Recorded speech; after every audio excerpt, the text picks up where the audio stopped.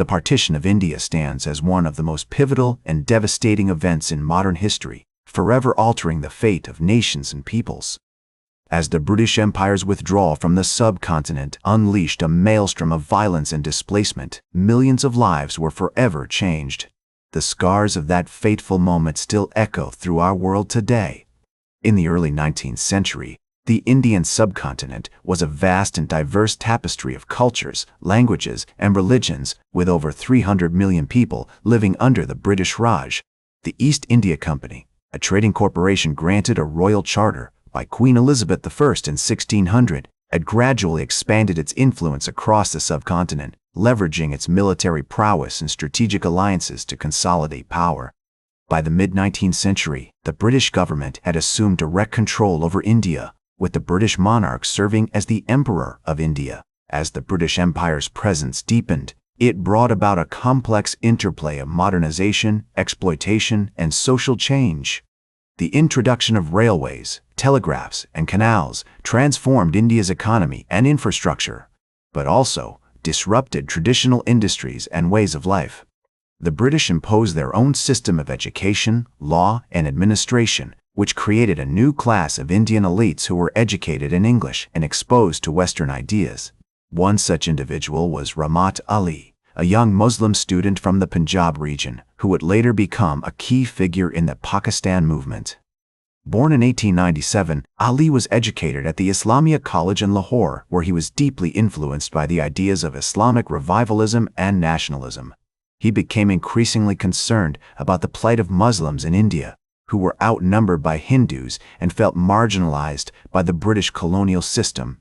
Meanwhile, in the southern city of Madras, a different kind of nationalist movement was taking shape.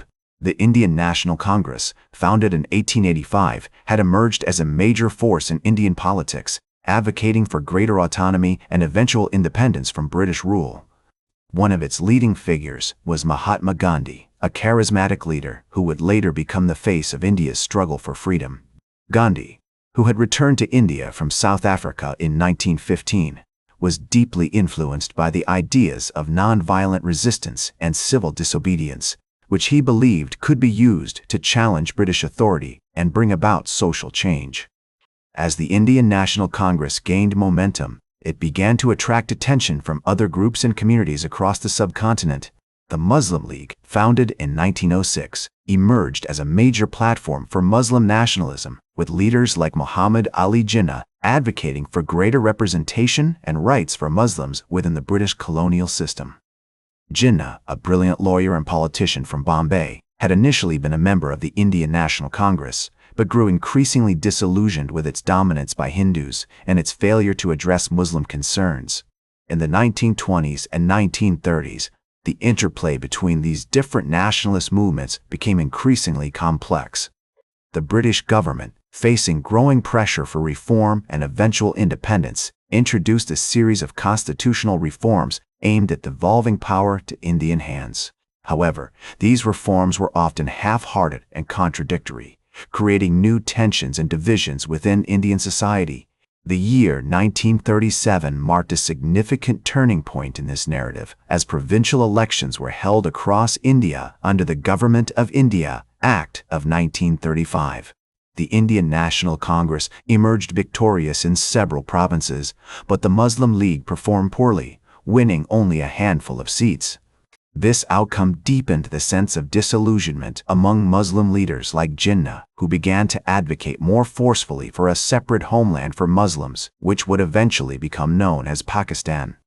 As the Muslim League's poor performance in 1937 provincial elections underscored the deepening divide between Hindus and Muslims, Jinnah's call for a separate homeland gained momentum. The idea of Pakistan, which had been floated by Rahmat Ali in 1933, began to take shape as a viable solution to the Muslim minority's sense of disenfranchisement. In 1940, the Muslim League adopted the Lahore Resolution, which explicitly demanded a separate nation-state for Muslims, marking a significant shift in Jinnah's stance from advocating for greater autonomy within a unified India to pushing for a fully independent Pakistan. Meanwhile, Mahatma Gandhi and the Indian National Congress continued to advocate for a united, independent India, with Gandhi launching the Quit India movement in 1942, which called for an end to British rule. However, this movement was met with fierce repression by the British authorities, who arrested thousands of Congress leaders and activists, including Gandhi himself. As the war effort drained Britain's resources, the British government began to reconsider its stance on Indian independence, but the issue of Pakistan remained a major stumbling block. In 1946, the British government sent a cabinet mission to India, led by Sir Pethick Lawrence, to negotiate the terms of India's transition to independence. The mission proposed a federal system, with a weak central government and strong provincial governments, which would have allowed for significant autonomy for Muslim-majority provinces.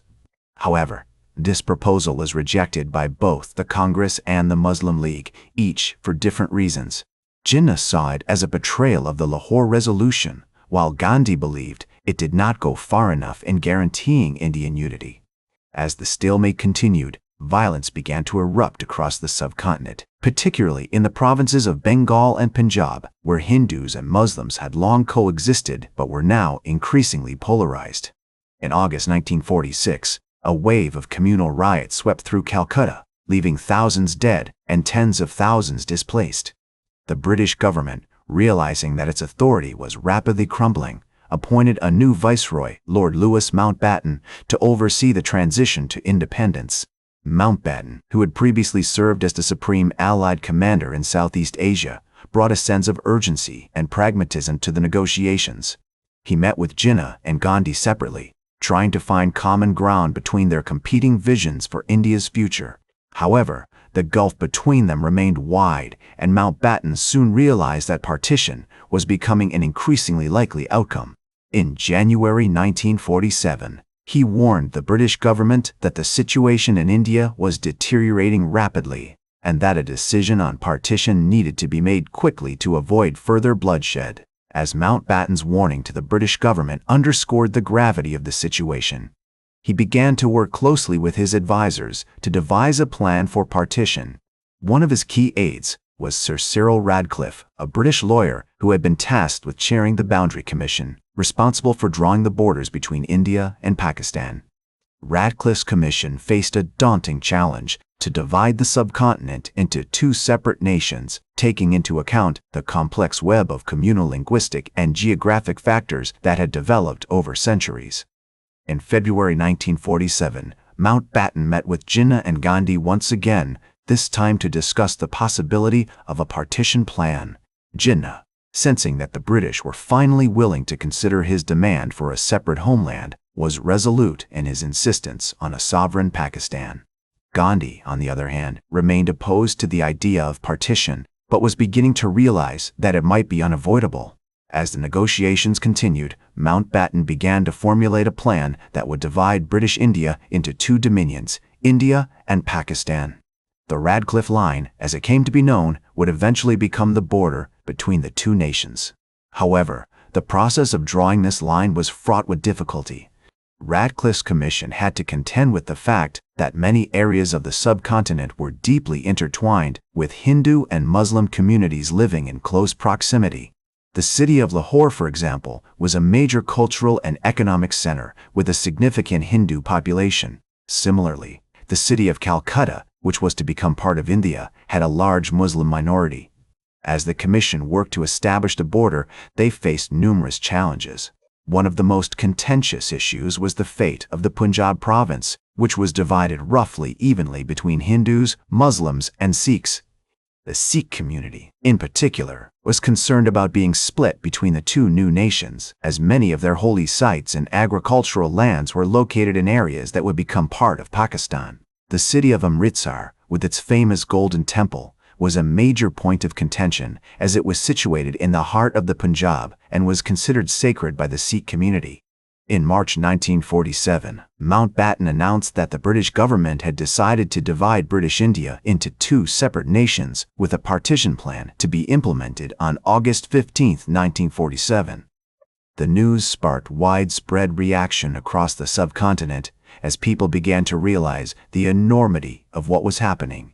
In the months leading up to independence, communal tensions escalated and violence erupted in many areas, particularly in the Punjab and Bengal provinces. As the partition plan took shape, the British government began to make preparations for the transfer of power. The Indian National Congress and the Muslim League were both given a role in the transition process, with Jinnah and Gandhi serving as key advisors to Mountbatten. However, the relationship between the two leaders remained strained, and their differences continued to hinder the progress of the negotiations. In April 1947, the British government announced that Sir Eric Meeville, a senior civil servant, would be appointed as the chairman of the Partition Council, tasked with overseeing the division of assets and resources between the two new nations. The council faced an enormous challenge, as it had to divide everything from military equipment and infrastructure to government buildings and even the national debt. As the Partition Council began its work, it faced a myriad of complex tasks, including the division of the Indian civil service, the railways, and the armed forces. The council's chairman, Sir Eric Meeville, worked closely with Jinnah and Gandhi to ensure a smooth transition, but the process was hindered by the increasingly acrimonious relationship between the two leaders. In May 1947, the British government announced that Lord Louis Mountbatten would remain in India as the Governor-General of the new Dominion of India, while Jinnah would become the Governor-General of Pakistan. The division of the Indian Army was a particularly contentious issue, with both sides vying for control of key units and equipment. The British government had initially proposed a split of 64% of the Army's assets to India and 36% to Pakistan, but this ratio was later adjusted to 65% to 35% in favor of India. The Indian National Congress and the Muslim League also disagreed on the fate of the princely states, which were autonomous kingdoms that had been allied with the British Crown.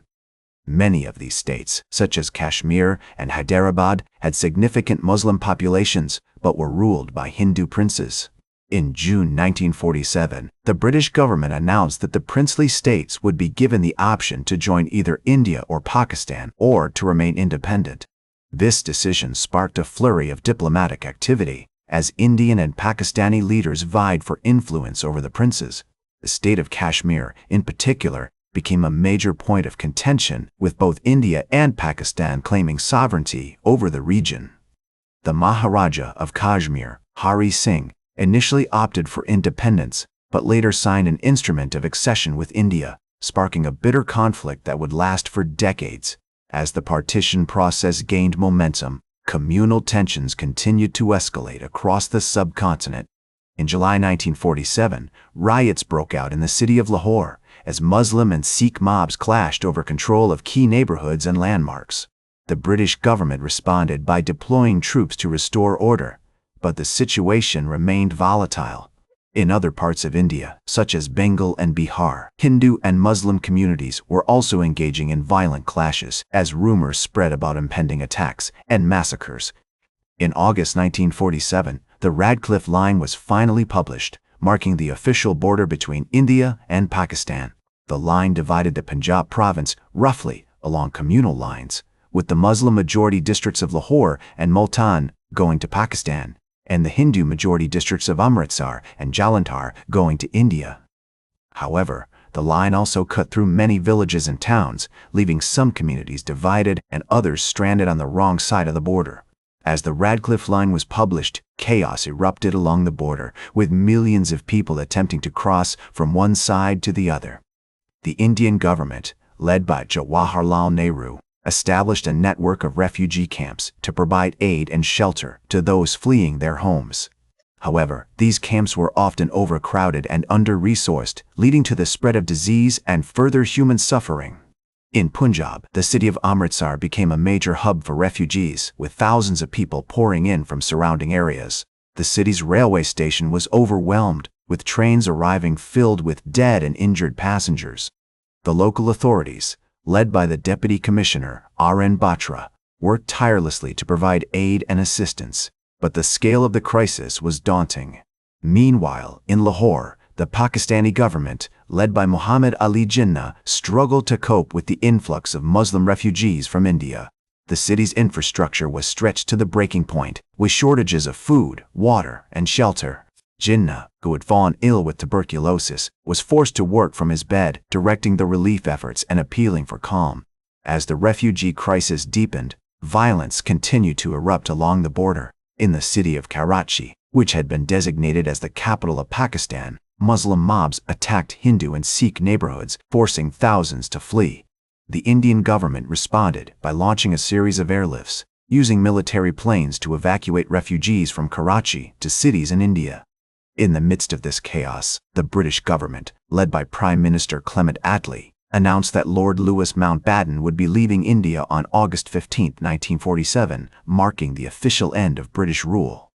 The ceremony, which was held at the Viceroy's house in New Delhi, was attended by Nehru, Jinnah, and other leaders of the Indian and Pakistani governments. As Mountbatten departed, the Indian government took control of the country, with Nehru delivering a famous speech on the eve of independence, declaring that India had awakened to life and freedom. However, the celebrations were short-lived as the reality of the partition sank in.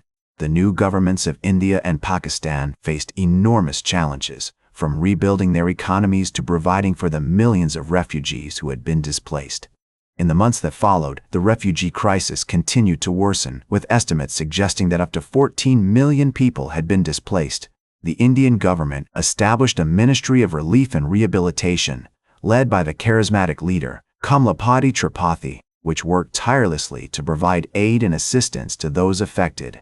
However, the legacy of partition would continue to haunt the subcontinent for decades to come. The division of assets, including the military, had left both countries with significant challenges. The Pakistani government, in particular, faced a major crisis as it struggled to establish a functional administration and economy. As the years passed, the relationship between India and Pakistan would remain tense, with periodic outbreaks of violence along a border. The dispute over Kashmir, which had begun in 1947, would continue to simmer, with both countries claiming sovereignty over the region. The consequences of partition would be felt for generations to come, shaping the course of history in the subcontinent and leaving a lasting impact on the people and politics of India and Pakistan.